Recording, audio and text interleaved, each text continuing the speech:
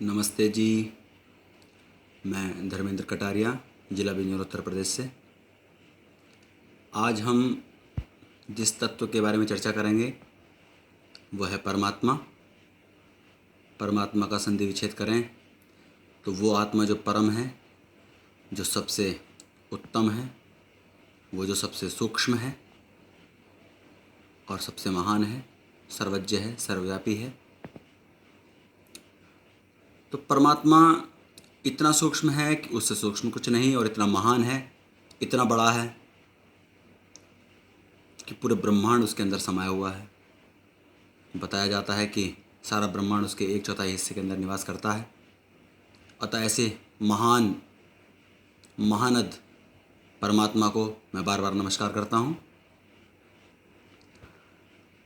तो आज का जो शंका समाधान वो ये है कि क्या परमात्मा का विसर्जन होना सही है? क्या जरूरी है कि परमात्मा का विसर्जन किया जाए? विसर्जन का अर्थ है बहा देना, त्याग देना। तब विसर्जन शब्द का अर्थ बहुत गहरा है कि आपने किसका त्याग कर दिया। ऐसी कई रीति चल पड़ी हैं कि हमने अपने पूज्य परमात्मा को भिन्न भिन्न नामों से जाना। कभी गणेश कहा, कभी दुर्गा कहा, कभी शिव कहा, कभी राम कहा, कभी कृष्ण कहा। लेकिन हम इतने बह गए उन भावनाओं में कि जो व्यवहार हम अपने घर में अपने माता पिता, भाई बहन, मित्र आदि के साथ नहीं करते, वो हमने परमात्मा के साथ करना शुरू कर दिया।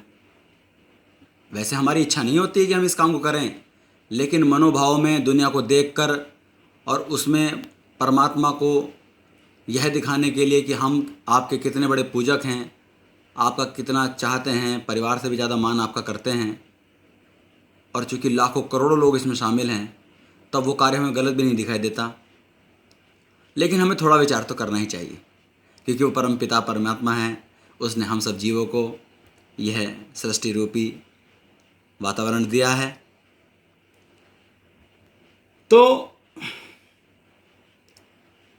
हम कुछ भी करें, क्योंकि हम परमात्मा के अंदर ही हैं, उसी के अंदर निवास करते हैं, उसी के अंदर विचरण करते हैं, तो हमारे कुछ करने ना करने से उस पर कोई फ़र्क तो पड़ता नहीं है। लेकिन चूँकि वो कर्म का फलदायी है, तो जो भी हम कर्म करेंगे उसके अनुसार वो दंड जरूर देता है, फल जरूर देता है। तब क्या ऐसा कोई कर्म हम कर रहे हैं जो करने में सही है लेकिन वैसे गलत है? तो आओ थोड़ा विचार करेंगे। हम अपने घर की कंडीशन देखते हैं कि हमारे परिवार में अगर किसी को थोड़ी सी चोट लग जाए हाथ में, पैर में, तब हम क्या करते हैं? तब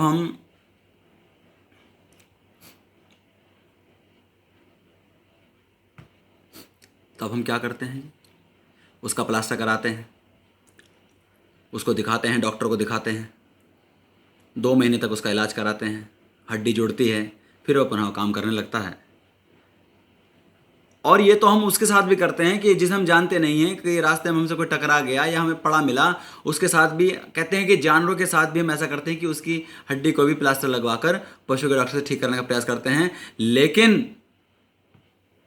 लेकिन जब हम सबके लिए महान हैं, सबके लिए पूजनीय हैं, उस परमात्मा की जब कोई मूर्ति खंडित होती है, जब कोई उसके हाथ पैर कंधे की कोई अंग भंग होता है, तो हम कहते हैं कि परमात्मा इसमें से निकल गया है। वो परमात्मा जो हर जगह है, हम कहते हैं कि वो इसमें से निकल गया है, अब इसको विसर्जित कर दो, नदी में, नाले में, जहाँ भी हमसे हो उसको विसर्जित कर देते हैं। तभी हम देखते हैं कि टूटी हुई मूर्तियाँ, उस परमात्मा की टूटी हुई मूर्तियाँ चारों तरफ मिलती हैं गंदगी में पड़ी हुई। हमें थोड़ा विचार करना चाहिए कि जो परिवार के साथ हम व्यवहार नहीं करते, वो अपने परम पूज्य पिताओं के पिता के साथ करते हैं। थोड़ा सा हमें समझना चाहिए कि क्या उनका थोड़ा बहुत प्लास्टर करके, थोड़ा बहुत उनकी सहज करके, थोड़ी सेवा करके उनको घर में ही रखा जाए। थोड़ा सा ध्यान दीजिए। तब हम आते हैं विसर्जन के ऊपर। आज हम देखते हैं कि हमने परमात्मा को गणेश के नाम से जाना। वो गणेश जो परमात्मा शिव का अभिन्न अंग है, उनका पुत्र है, उसको भी हमने देवताओं की श्रेणी में महान देवता, पूजनीय, और कहते हैं कि कोई भी शुभ काम उनके बिना नहीं होता। ऐसे गणेश को हमने क्या किया? ऐसे गणेश को हमने गणेश चतुर्थी पे विसर्जित कर दिया, बहा दिया। यह क्रिया हम तब करते हैं जब हम अपने पूर्वजों को,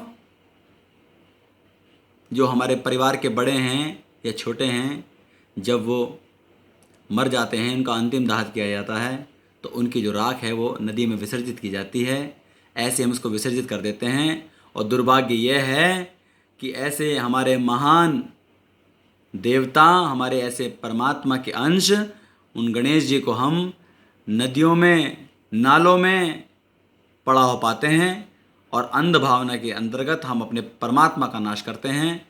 उस परमात्मा के साथ हम अधर्म करते हैं। वैसे परमात्मा कोई फर्क नहीं पड़ता है, लेकिन चूंकि हमारी भावना जुड़ी हुई थी, हमने अपनी भावना के साथ खेल किया। हमने परमात्मा माना, हमने परमात्मा मान के उनकी पूजा की, सुबह शाम पूजा की, लेकिन हमने उनके ही जन्मदिन पर, उनके ही किसी शुभ तिथि पर उनको विसर्जित कर दिया, उनको खुद अपने घर से निकाल दिया, अपने मन से निकाल दिया, और इतना भाव रखा कि वो परमात्मा फिर पुनः हमारे घर में निवास करेंगे। लेकिन हमारी भावना से ठेस पहुंची और हम इस पर विचार भी नहीं कर रहे हैं। अब चूंकि कर्म का फल तो मिलना ही है, तो जब धर्म की हानि करोगे तब हमारी हानि होनी शुरू हुई। जब धर्म को मारोगे तो कहते हैं कि मरता हुआ धर्म उस अनुयायियों को भी मार देता है। अतः एक पाप हमने फिर दूसरी देवी जी के साथ भी करते हैं। वह जो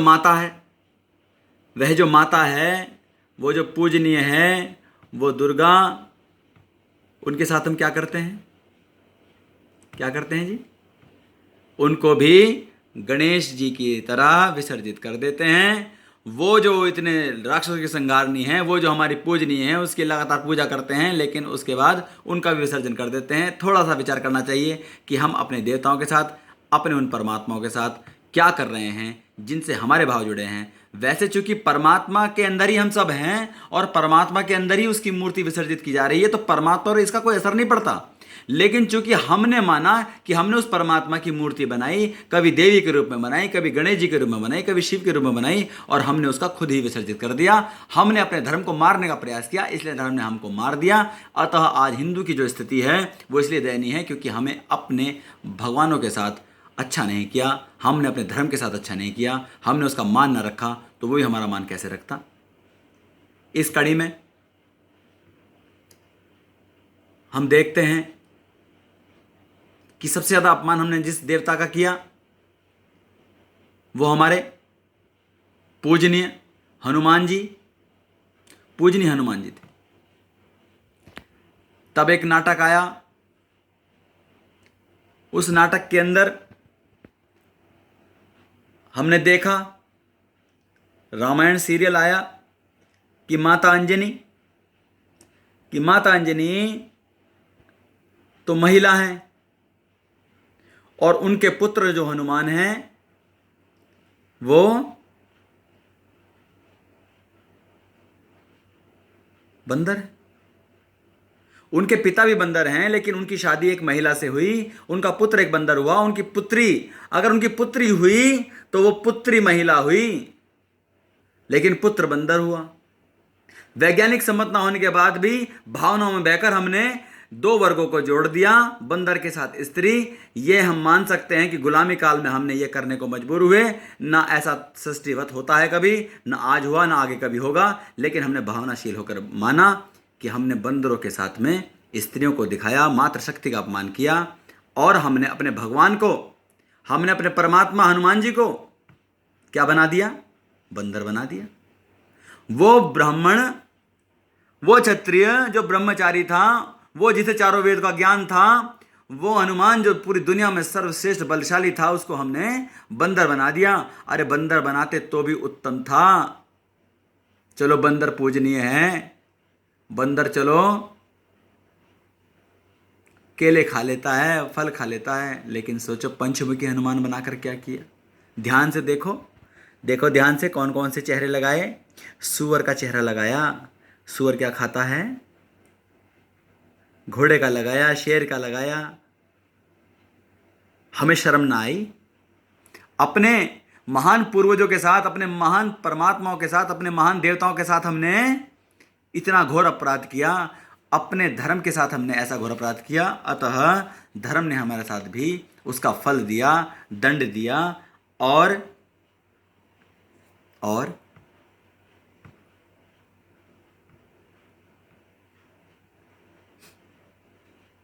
निसंदेह हमारे यहाँ धर्म की हानि हुई। अरे जब हमें विसर्जन ही करना था, हमें गणेश चतुर्थी पर या दुर्गाष्टमी पर कुछ करना ही था, तो गणेश जी को यहाँ छोड़ाते ना, कैलाश पर छोड़ाते, पिताओं के पास छोड़ाते। अगर शिव जी कैलाश पर वास करते हैं, वो परमात्मा आप मानते हो, वैसे तो सब जगह है, लेकिन अगर वो कैलाश पर एक जगह बैठा मानते ही हैं, तब गणेश जी को कैलाश पर छोड़कर आते ना। तब लगता कि आपने उनके पिता के पास पहुंचा दिया, तब उनको मारने की आवश्यकता ना पड़ती, विसर्जित करने की आवश्यकता ना पड़ती। लेकिन हमने ये ना किया। वो काम जो हम अपने माता पिता के साथ नहीं करते, वो हमने उनके साथ किया। तब मैं ये कहना चाहूँगा कि ये जो धर्म है, इस धर्म को हमने मार दिया। और अगर आज सिख, और अगर आज मुसलमान, और आज अगर ईसाई अपने धर्म के, जिस भी धर्म को मान रहे हैं, अपने पूर्वजों को, जिन्होंने भी उनके धर्म को स्टार्ट किया, अपने मत को स्टार्ट किया, उनका इतना सम्मान करते हैं, इसलिए आज वो जीवंत हैं, आज वो बलशाली हैं। और हम, जिन्होंने पूरी दुनिया को धर्म सिखाया, पूरी दुनिया को वेद के आधार पर चलना सिखाया, हम अपने धर्म में इतने क्षीण हो गए। हमने अपने परमात्माओं का अपमान किया, उनको भली प्रकार ना जाना, उनके अंशों को हमने ध्यान से ना जाना। और जो आत्मा श्रेष्ठ हुई उसको हमने कभी बंदर, कभी सूअर, कभी मगरमच्छ ऐसा बनाकर छोड़ दिया, और कुल मिलाकर धर्म की हानि की। तब वो धर्म हमने मार दिया, और धर्म ने फिर हमें मार दिया। और आज हमारे पूरे भारतवर्ष के 15 टुकड़े होने के बाद एक छोटा सा टुकड़ा बचा है, जो अगले 10 से 15 वर्षों के अंदर फिर इस्लामीकरण की गोद में जाने वाला है। तो हे आर्यों, हे हिंदुओं, हे सनातन धर्म की औलादों, हे श्री राम के वंशजों, हे श्री कृष्ण के वंशजों, हे गणेश को मानने वाले, दुर्गा को मानने वाले, हनुमान जी को मानने वाले सारे हिंदू सनातनी भाइयों, आप धर्म को जिंदा करो, अपने देवताओं का सम्मान करो, उनका विसर्जन मत करो, उनको हृदय में स्थान दो, उनको उनके माता पिताओं के पास पहुंचाओ, खुद को उनके पास पहुंचाओ, खुद को अपनी आपको मोक्ष के लिए तैयार करो, ऐसी विनती उनसे करो। और इस बात की क्षमा मांगो कि आज के बाद आपका विसर्जन ना होगा। आज के बाद अगर आपकी कोई मूर्ति खंडित होगी तो हम उसका विसर्जन भी ना करेंगे, उसकी मरम्मत कराएंगे, उसको अपने पास रखेंगे। और कभी भी शादी के कार्डों पर, इन सब कार्डों पर आपकी मूर्ति ना छपवाएंगे, क्योंकि वो भी कभी कूड़ी के ऊपर, कभी गंदे नाले में, कभी कूड़े के ढेर में पड़ी मिलती है। हम अपने देवताओं का अपमान कर रहे हैं, हम अपने परमात्मा का अपमान कर रहे हैं, यह ठीक नहीं है। परमात्मा पर इसका कोई असर नहीं पड़ता, लेकिन चूंकि हम आत्मा हैं और हम जानबूझकर ये काम कर रहे हैं, चाहे वो हम अनजाने में ही कर रहे हैं, लेकिन हम अपमान कर रहे हैं, और इस अपमान का हमें बार बार फल भुगतना पड़ रहा है। कृपया करके अपनी इस गलती को हम सुधारें। हम आज के बाद इस गलती को पुनः ना दोहराएं। अपने गणेश जी को अपने हृदय में स्थान दें, अपने घर में स्थान दें, अपनी दुर्गा को अपने घर में स्थान दें, अपने परमात्मा को अपने घर में स्थान दें, और उनको कभी विसर्जन ना करें। हनुमान जी को जिस तरह माता अंजनी मनुष्य हैं, वे स्त्री हैं, ऐसे उनके पिता भी स्त्री रहे। वानर नाम होने से कोई बंदर नहीं होता। हमारे वेद के अंदर संस्कृत के एक एक शब्द के कई कई अर्थ हैं, लेकिन क्योंकि बंदर को हरि भी कहते हैं, तो इसका मतलब भगवान बंदर थोड़ा ना हो जाएंगे। ऐसे तो भगवान विष्णु और आपके राम दोनों बंदर होने चाहिए, दोनों को हरि कहते हैं। तो हरि का मतलब ये तो नहीं हुआ, हरि माने तो बंदर भी होता है। अतः हम शब्दों के जाल में ना उलझें।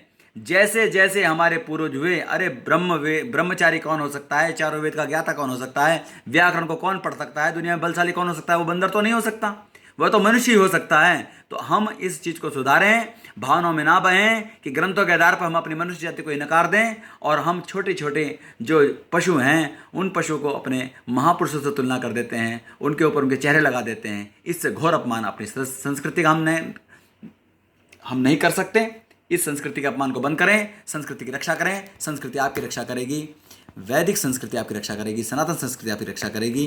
तो हे आर्यों, धर्म की रक्षा करो, धर्म तुम्हारी रक्षा करेगा। और धर्म की रक्षा के लिए परमात्मा को उसी तरह से मानो, जैसा वो है वैसी ही उसकी पूजा करो। वो सूक्ष्म से सूक्ष्म है, वो पूरे ब्रह्मांड में फैला हुआ है, पूरा ब्रह्मांड उसके अंदर है, हम उसके अंदर विचरण कर रहे हैं। उसको उसी रूप में जानने का प्रयास करो, उसकी शक्ति के पहचानो। वो सर्वज्ञ है, निराकार है, चेतन है, वो वैसा ही चेतन है, हर बात को महसूस करता है। कृपया जानबूझकर भी गलती ना करें, अनजाने में भी गलती ना करें। गलती हुई है तो उसको सुधार लें और कृपया करके परमात्मा का विसर्जन बंद करें, क्योंकि यह उचित नहीं है मेरी दृष्टि में। आपकी दृष्टि में भी अगर उचित है तो उन भावनाओं को थोड़ा सा विचार करके कि परिवार के अगर किसी बड़े सदस्य को हम इस तरह से विसर्जित नहीं कर सकते, मरने के बाद भी विसर्जित नहीं करते, उनका उचित अंतिम दाह करना पड़ता है। कृपया अपने परमात्मा का विसर्जन ना करें, उनकी मूर्तियां टूटने पर उनका विसर्जन ना करें, उनकी मरम्मत कराएं, उनको प्लास्टर चढ़वाएं, उनको 2 महीने 3 महीने में ठीक करें। जिस प्रकार सर्दी लगने पर हम अपने कान्हा को चद्दर उड़ा देते हैं, अपने शिव को चद्दर उड़ा देते हैं, उनका पालना सजाते हैं, ऐसे ही उन मूर्तियों का भी पालना बनाएं, उनको सुसज्जित करें, उनका रिपेयर करें और उनको अपने घर में स्थान रखें। उनका अपमान ना होने दें, अपनी शादी के कार्डों पर उनको ना छपवाएं, उन्हें बार बार गली मोहल्ले में ना बंटवाएं, वो पैरों के नीचे रौंदी जाती हैं। अपने देवताओं का अपमान करें, अपने परमात्मा का जो अपमान हमने किया है उस अपमान को बंद कर दें, बिल्कुल बंद कर दें और परमात्मा से इस बात की माफ़ी मांगें कि आज के बाद ये ना होगा। आज के बाद हम सम्मान करेंगे, जैसे अपनी आत्मा का करते हैं ऐसे हम आपका भी मान सम्मान करेंगे और एक दिन अपनी आत्मा को जानकर उस परमात्मा को जान लेंगे, ऐसी मेरी उम्मीद है। इसके लिए आप मेरे दोनों वीडियो जरूर देखें। मैंने शंका समाधान करने का प्रयास किया कि हम जानबूझकर गलती कर रहे हैं, अनजाने में ही गलती कर रहे हैं। अपने महान पूर्वजों की महान विद्याओं का नाश करके हमने अपने आप का भी नाश ही किया है। अतः मेरी विनती है, मेरा निवेदन है कि हे हिंदू भाइयों, हे सनातनी पुत्रों, कृपया अपने परमात्मा को पहचानो, अपने देवताओं का अपमान बंद करो, उनका यथाचेष्ट सम्मान करें। इति ओम शांति।